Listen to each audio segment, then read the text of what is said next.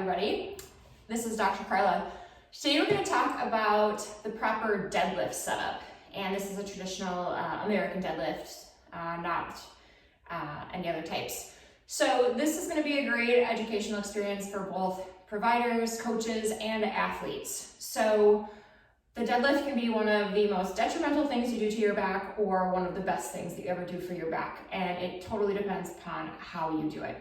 So let's talk about why we deadlift. So deadlifting is going to want to support your posterior chain. So everything from the top of the head to the bottoms of your feet, but particularly everything through upper thoracic into posterior knee. So those are the main muscle groups. So hamstrings, glutes, low back muscles, lats. It's going to encompass everything. So as a coach and provider, I oftentimes see a lot of the rounded back, or I see the clean deadlift, or I see like weird knees out, which is not appropriate for SI joint in the deadlift position. So there's so many cues we can give.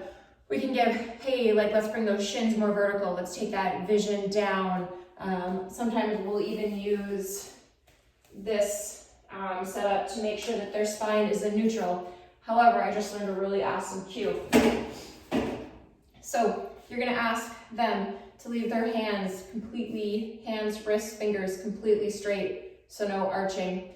Then what you're gonna say is you're going to put your fingertips where the laces of your shoes usually go, and then you need to place the entire forearm and wrist on your lower leg. So once I get to that position, I am in my proper deadlift position. Note, if my hands are bowing out, we're not in the right position. If my knees are bowing out, that's not gonna happen. And so once my hands and forearms are on my shins, I would simply put a bar in their hands, and now we can lift so that our bar does not leave our body, and then we return back to that same position as if my hands, wrists, and forearms were all on my lower limb.